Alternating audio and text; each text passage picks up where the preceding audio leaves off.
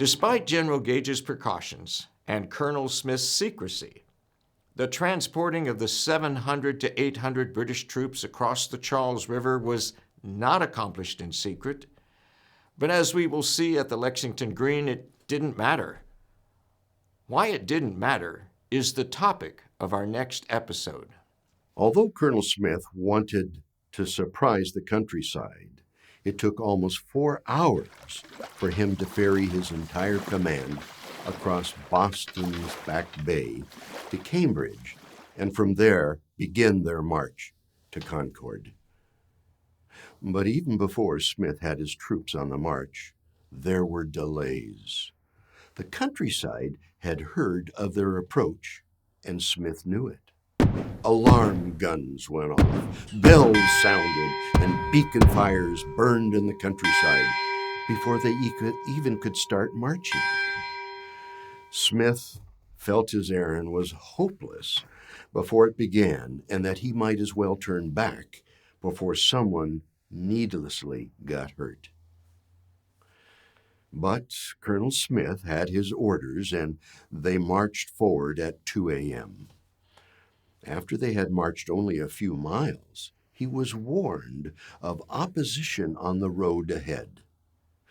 So, in response, he attached 6 light infantry companies, about 220 men, under a Major Pitcairn to quick march through Lexington and to secure Concord's bridges for Smith's slower grenadiers.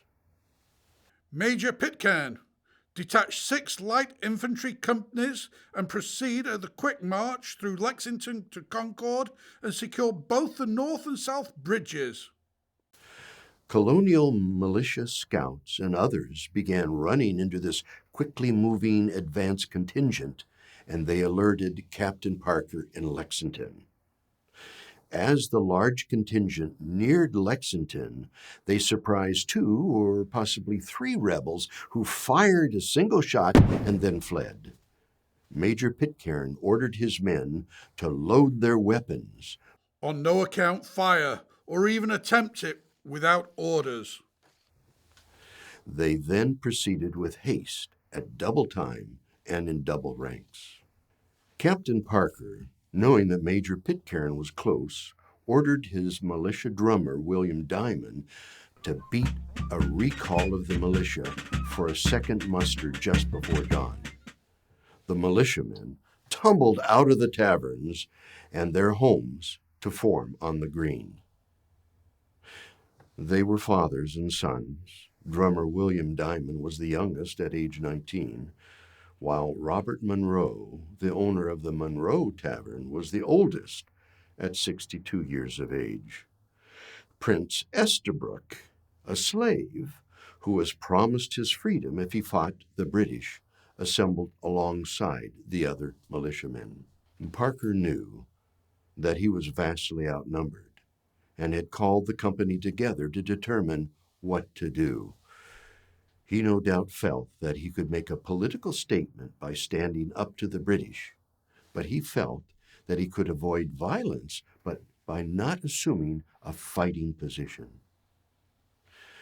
When Pitcairn arrived in Lexington, he found Parker and his 70 to 80 militiamen formed on the triangular Lexington Green off to his right and well off of the Concord Road in front of a stone wall. While Major Pitcairn did not question that the militia had a right to be there, he did need to determine what their purpose was for gathering. Tactically, he could not proceed and leave an armed force at his rear, no matter how small it was. Consequently, Pitcairn turned his men toward the militia, detached 2 parties, and together they advanced toward the group. At that point, Captain Parker decided to back down. There were just too many to face. "Go home, but remain armed," he demanded of his small number of militia, and most of the men began to walk away, but some stayed. Pitcairn recounted the episode like this. Our troops advanced towards them without any intention of injuring them, but merely to inquire of the reason of their being thus assembled, and if not satisfactory, justified, to secure their arms. But they were in confusion and walked off, principally to the left. At that time a weapon was discharged, and 3 or 4 of them jumped over the wall and fired from behind it at our soldiers. The troops returned fire and killed several of them, and then ran after them with fixed bayonets. I instantly called for them not to fire, but to surround and disarm them. After several repetitions of those positive orders to the men not to fire, some of the rebels who had jumped over the wall fired 4 or 5 shots at the soldiers, which wounded a man, and my horse was wounded in 2 places. At the same time, several shots were fired from a meeting house on our left. The result was that 7 militia were killed on the green. An 8th militiaman, Jonathan Harrington, was walking away toward home when he got shot only yards away from his doorstep, and he crawled a few yards more before dying on the front porch where his wife and son stood. An additional 9 militiamen were wounded. The only casualty that the British sustained was 1 soldier that was wounded. Following the short skirmish, Colonel Smith and the main body joined Major Pitcairn, and the combined British forces headed toward Concord, 5 miles west, where they expected to encounter, the same minimal and disorganized resistance.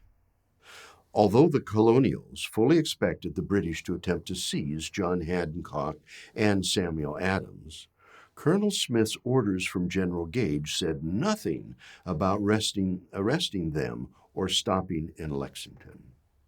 As we have seen, there was no contest at Lexington. The British outthought, outmaneuvered, and outfought the Lexington militia, and no other militias showed up to help them. Would the resistance be any different at Concord? The British didn't think so. But if we have learned anything, it is to expect the unexpected.